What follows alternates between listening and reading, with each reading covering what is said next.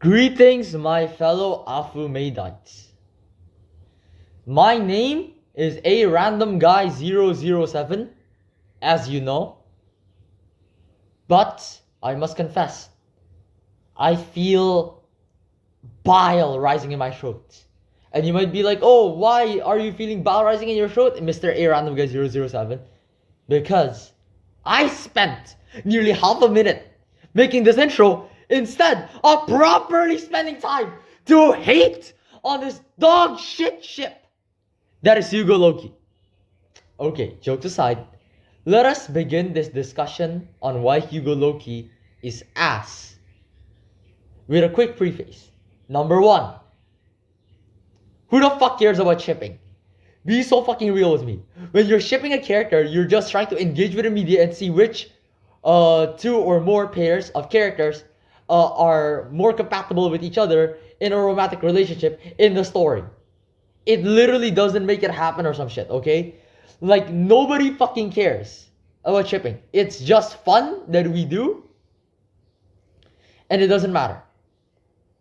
Number two, it is important to realize that just because a ship is not good doesn't mean that the shippers of said characters are clearly pieces of shit or something like that. You cannot really judge someone's character by the ship they consume if you're just talking about run-of-the-mill ships and not like pro ships or that type of crap. Okay, Hugoloki, for the absolute dog shit that the ship is not a ship where like two people are non-consensually going to bed and fucking and all that type of shit. Okay, let's keep it keep it clear. I think that Hugoloki is problematic. I do not think that Hugoloki is non-consensual. And number three, this video is made all in trying to analyze a piece of media that I like. And if after this you feel like you have a different point of view on consuming this media, I am completely fine. It is normal for good media to give you different points of view, right? And it is completely natural for us to disagree on these opinions. I'm stating my opinions based on my observations on the story's themes on why I think Hugoloki as a couple is not good. And I think that Hugoloki can lead to problematic things, not that it in itself is inherently this like satanic thing, or like, oh, it's Satan's work, or some shit like that, right? I don't fuck with that shit. And last, I will not excuse people using this video to excuse homophobic or racist bullshit, because I've seen the Blue Lock community be very fucking homophobic as shit, or acting racist towards Loki, conflating their actual racism with opinions about a fictional character. I will not allow that shit. If I see any one of you act fucking racist or homophobic or any of that bullshit immature behavior, you're not welcome. I hate you more than I hate Hugoloki. Now that we got that out of the way, let us properly enter our Hugoloki hate manifesto. But not before I drink. Holy shit, I love water so much, it's so good. Now, what is the scope of this video? This video is made to talk about the problematic themings of Hugoloki and on how the story portrays the relationship between Vivian Hugo and Julian Loki. This video aims to construct based on the themings of Blue Lock on why Hugoloki is not healthy in general, even as a friendship, right? And I would also add an additional preface that this is coming from a point of view of someone that doesn't particularly engage in ships in Blue Lock. I know that there is a community of people that genuinely enjoy shipping Blue Lock characters and think that it's like there's a lot of like queer gems. And this is not me trying to say that, oh, there isn't any queer narratives in Blue Lock. There clearly is. Even Kaneshiro is probably a BL enjoyer. I don't have the source right now, so I don't want to like say with absolute certainty, but you can like look into that. I think Blue Lock is written with queer themes. I don't really ship any of these things, but it is not fair to say that there's no queer themings in Blue Lock. It is completely like personal preference on my opinion on Blue Lock ships The only ship that I really ship is kind of Ryonagi, I'll be for real. And this not like someone that is like trying to disguise their homophobia. I will literally prove it to you, because if my personal opinion on like on gay ships, because again I think that my opinion on gay people, or like these people, should not just be conflated in these fictional stuff, and probably deserves its own video.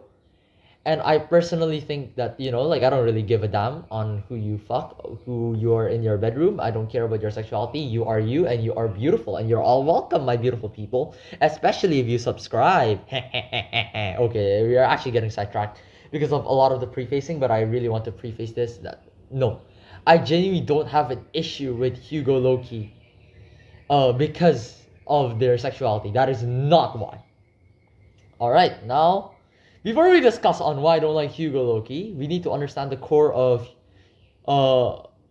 Loki's character, and we need to understand the crux of Vivian Hugo's character.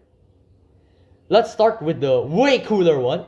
As you can see in this picture, it's clear that I am not the biggest fan of Loki, so like let's talk about Hugo instead. He's the fucking goat.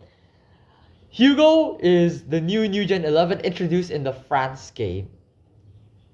And his entire characterization is surrounded with his idea of suitability. I think that a lot of people misinterpret his idea of suitability as simply just, oh, people should do what they're good at. Which is not really what Hugo's trying to say. What Hugo's trying to say is when you are trying to dream, one must have realistic expectations. This is the crux of Hugo's argument. When you see his trailer, he sees that once people dream beyond their means, it will make their lives hell. He also says, and importantly so, that society is one of the root causes on why people stop dreaming according to their suitabilities.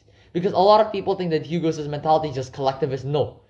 Hugo's ideology is clearly anti-society. And he thinks that society hampers suitability, not purports it. He thinks that society makes it so that it is normalized to dream beyond their suitability, and it is harming people. And we can see in our society that oftentimes there are myths peddled around everyone can be equally successful. No, I'll be real with you. It reminds me of like that one clip from Streamer University where Ludwig said on how like, oh, not everyone can be successful streamer, and you need a level of delusion to even be successful, right? And even like if you're trying to see on larger scales, well, like the myth that billionaires can succeed because of purely hard work is not true. You need luck, and even then you'll probably need to exploit people. And even if you are an amazing exploiter, you'll probably still need the right connections. However, society makes it seem in which that these dreams, you know, you just need to work hard enough. If you work hard enough, you'll get results. Hugo's philosophy says no. And Hugo's answer to this disparity caused by nature is instead of trying to force something that is impossible, right? Hugo believes that one must instead understand themselves really well and understand who am I and what am I good at. And by understanding what you're good at, you can start making your goals based on that. And it's not just physical traits, it's also your mentality. In which there's this one backstory moment where Hugo said that this person is not suitable to be striker because they don't listen to his advice, because he thinks, oh, but we're not like you, or some stuff like that. And Hugo thinks, okay, that's kind of loser mentality. Like, even if you're probably buff, you're probably gonna be fucking garbage still, because not with that attitude, you're gonna fucking fail as a striker. And why am I discussing a lot about Hugo? Because I think this is important to understand the themings of Hugoloki. Now we go to Loki. Who is Loki? In the panel that I show you, Hugo says it best.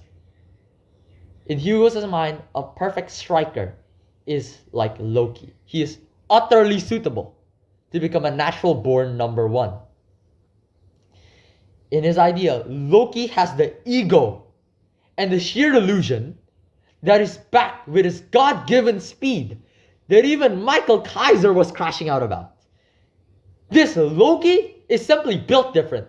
This guy is like the guy that she tells you not to worry about.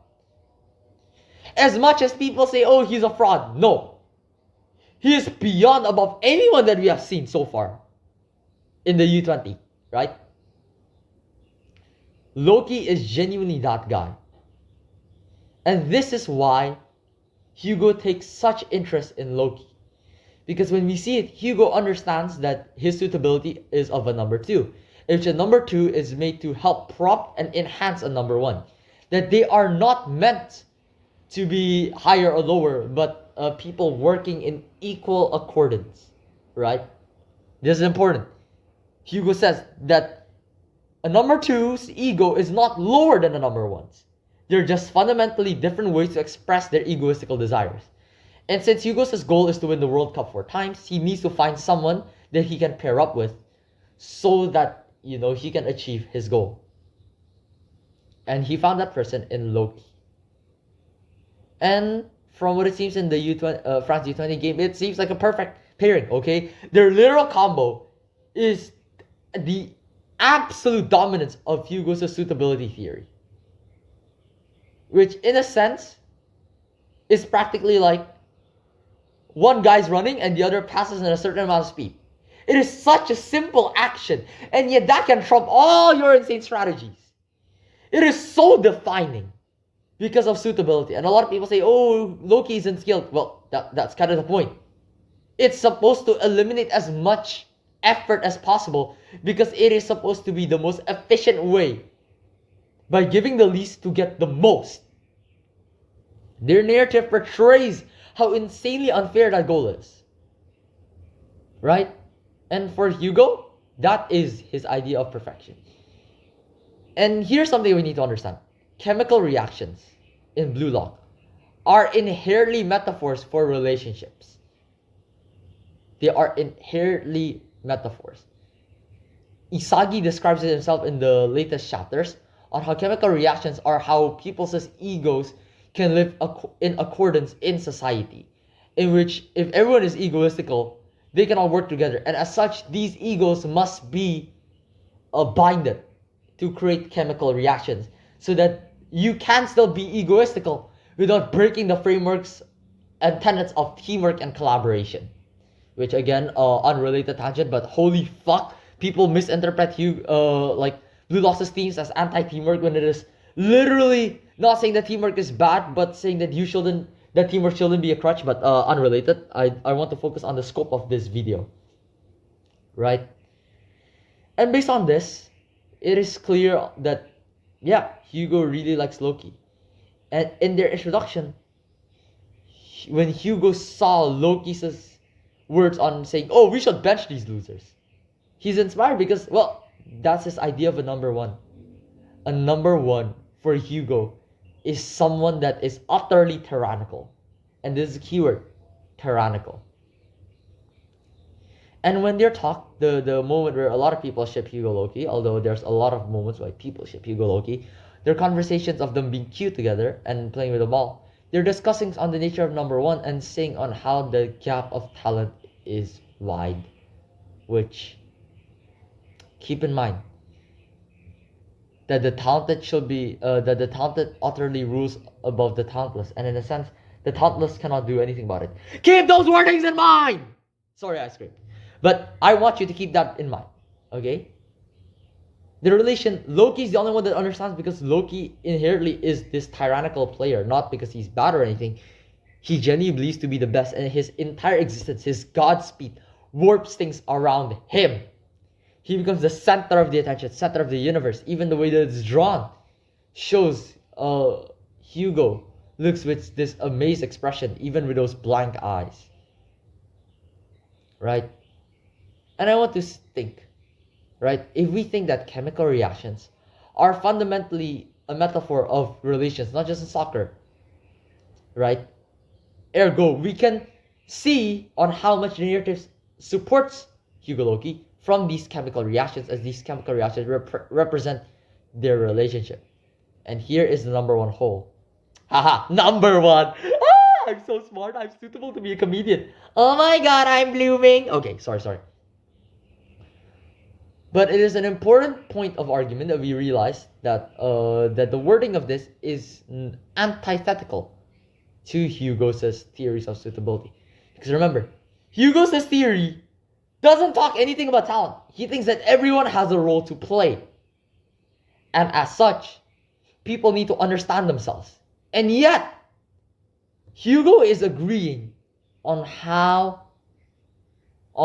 there is an inherent gap between the talented and the talentless that are orbited around the talented people. Which is antithetical, because that's not what he's saying to Isagi when he's explaining his philosophy. His philosophy is no matter what the fuck your talent is, there's a role, and you will fuck yourself over no matter how talented you are if you don't understand these talents and your suitability. Oh wow, that's a contradiction.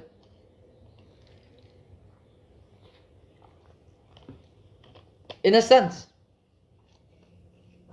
with Loki's existence, Hugo's worldview is warped with this misconception of the point of view of what talent is, which is weird because, well, Hugo's normally very consistent. I don't agree with Hugo's point of view, but he is consistent with his point of view. And yet, the one inconsistency is when he's describing himself with Loki. That is the one inconsistency. Alright? I need to note further that Hugo's conflict is that people don't try to understand his theory, that people just brush him aside, that he struggles to communicate his theories, that he doesn't care on what people think, he just wants people to be the best versions of what they can be through his theories of suitability in which he observes. And of course, people won't accept that because, like, who is Hugo to tell people to do what they do, right? That is his core conflict. And a lot of people think that, oh, Loki understands. Does he? Does he really? No, he doesn't. Loki's worldview is that talented people are inherently above talentless people. That no matter how much you close the gap, it will work, so they should not even bother. That is the core worldview of Loki. Which isn't like Hugo's, where he says that number 2 and number 1, they're not antithetical. That is not about a division of talent, rather on where their talents are applied. That he thinks that everyone has a quote-unquote talent. That everyone has a suitability. It is unfair to say that Hugo and Loki share the same dream. Which brings me to the next point. Loki's goal is never described to win the World Cup 4 times. And what Hugo's searching is for a partner to help him do this. And from what it seems, and how Hugo describes position as someone that's behind the scenes, that this isn't partnership as in like they trust each other, but they fundamentally need each other. This relationship is predicated on their needs. Right? And this is important because when we see the Neo Egos League, we can see that Loki, he's training Charles. But why does he need to train Charles? Right? Why does he need to train Charles? Because Loki doesn't need a midfielder like Hugo. Not saying that he doesn't appreciate it, but he wants a midfielder to push him beyond his limits. Hugo's philosophy will ensure security. It is the utmost peak of sanity for an egoistical mind to give a fast ride. But what Loki needs is something that forces him to be uncomfortable. It is no surprise, and it's a common consensus, that Loki seems to be written as a restricted type. He needs restriction. He needs to be challenged. And Hugo doesn't give that challenge. And when we see these restricted freedom or talented and geniuses, as in a sense people's abilities, in which Isagi starts discovering that, and is portrayed as Isagi understanding his abilities, or otherwise known as his suitabilities, it almost makes you wonder, is Loki's suitability truly with Hugo? Yes, they're doing good, but is it suitable according to Hugo's worldviews? And you might be asking, oh, but this is just in relation to soccer, right? It's not talking on how compatible they are in a romantic sense. Here's the thing though, chemical reactions and these soccer plays are a metaphor for love.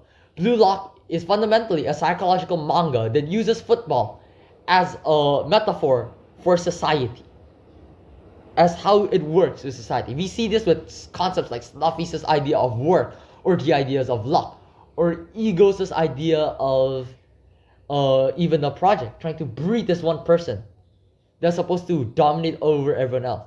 A lot of their theories are based on Freudian psychology, which uses like these activities, elements it, and a lot of unconscious decisions as a basis of your conscious.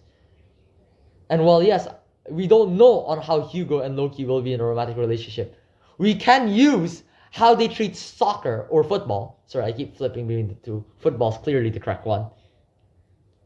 As a fundamental way of seeing life, as a worldview. And I think a healthy romantic relationship, and this is personal, should breed the best of each other, in which they push each other and push the best sides of each other. But clearly, that's not what is shown. Loki is not getting the restrictive environment that he needs, while Hugo is not actually sharing the same philosophy, and in fact, he starts compromising his philosophy in a sense because Loki is not suitable, and yet he thinks that's suitability. That's his suitability, not Loki's suitability. Even he says himself, strikers are utterly egoistical creatures. That's even why he thinks he's a good number one, right? And that's like the number one part of incompatible. And number two, the more dangerous point of view. Oh my god, it opened my gallery where people can see my stuff. Lol. Whatever. I can just edit it out. But number two, a fundamental issue that I found in like Hugoloki is the dangerous messaging. Because people often portray this relationship as this healthy relationship where they're so cute and they understand each other. I want you to listen and read the fuck they said. And why are you getting angry? Borderline, what the fuck? Do you know how fucked it is to say, oh yeah, some people are just born better than others? No! 9. I am a person that fundamentally believes that everyone has an equal opportunity at base. And that different opportunities are caused by, again, societal conditions, environment, but most importantly, luck factors, in which things that you cannot control. But everyone have free will. And to admonish someone's free will for trying because some people are better is just fundamentally wrong. And I don't like using these words, and I don't like bringing politics. But looking at the world right now, I think I need to say it. I'm not gonna borderline say, oh, fascistic or some stuff like that. But fundamentally, their ideologies are Darwinist. Hugoloki is built on them agreeing on this Darwinism. That they echo chamber this idea, this Darwinist idea, that one is above the other. And that the world is cruel like that. And instead of like trying to do better, no, they don't care about that. Their goal is to win the World Cup. They're not trying to do this to be the best political candidates. And to be fair, who the fuck cares? They're football players. They're not paid to fix the societal issues of the imbalances of people.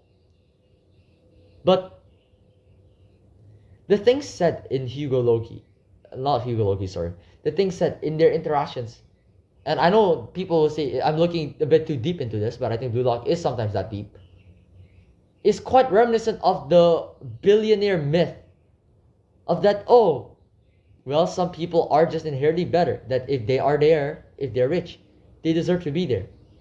It also fits a lot of themes of like racism, saying, oh, our race is born people. Some races are just born with a criminal bone in their body.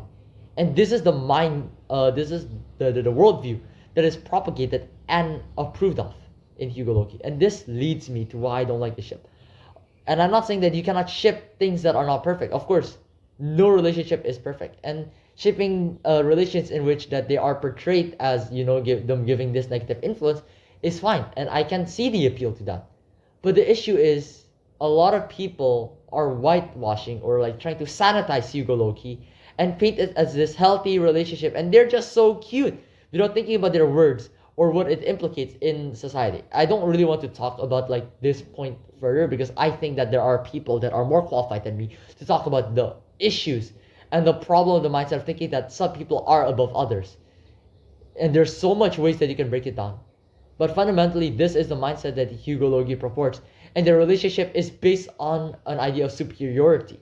Ultimately, this relationship is conditional based on their talents, and ultimately, it is a job. Their relationship is a friendship. Of course, they're close with each other, they tease each other, but ultimately, it is up on the basis of them wanting to use each other to achieve their goals. And to romanticize that as something more, I think is problematic. Because it ignores the implications, and if this mindset applies to real life, it can lead to some very dangerous conclusions. And I think Blue Lock's flaws is that sometimes it doesn't really call out these messaging properly enough, of course, because of how edgy it is. And sometimes it is very dangerous, which is why I really like the recent chapters, because it starts calling on how unsustainable ego says philosophy purely, and it must be developed, right? And the themes of replicability, and that's why I like it. I don't think Blue Lock is like, oh, this fascistic media or some shit like that. But there are these things that people must acknowledge. And I'm not saying that this is bad writing. It's good writing, and it shows the cracks of Hugo's philosophy, and I think it's really interesting. I like the fact that their relationship is like predicated on this, because it makes Hugo and Loki more interesting characters. I don't think Hugo's a bad person, and that might be for another video for another day. But it's interesting to see these flaws of his thinking, right? Or how sometimes philosophy is not perfect because of him feeling discomfort with Loki, and I think it's really cool. But to predicate this and paint this as this, oh, this is a healthy ship.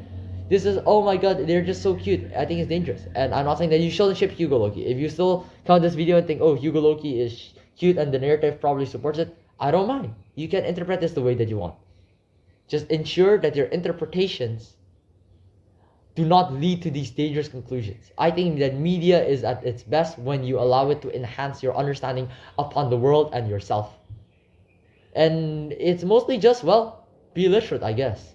So if you ship Hugoloki, well, fine with you. But for me, I fucking hate the ship. I think it fucking sucks. It sucks dick. It's worse than Himenova's design. I hate Himenova, okay? And I was supposed to like make a video on why Himenova is shit, but you know what? I hate this more. I don't like Hugoloki. But I don't hate you, Hugoloki shippers. Unless you're gonna be really fucking annoying and try to justify this. But I'm sure you guys are chill. I'm quite sure. I want to see the best in people. But I hope you have a good day. Yeah, this is my video. And thank you for listening to me yap about Hugoloki for nearly 30 minutes straight. This channel won't be a Blue Lock analysis channel is gonna be a variety channel. I actually like have a lot of content, and even like my last run of Honkai Star Rail, as I said, I quit HSR. But I don't think it's a permanent quit. I'll probably like return to it someday, maybe like Summer Seto. So it's more apt to call it a break. But it depends on my mood.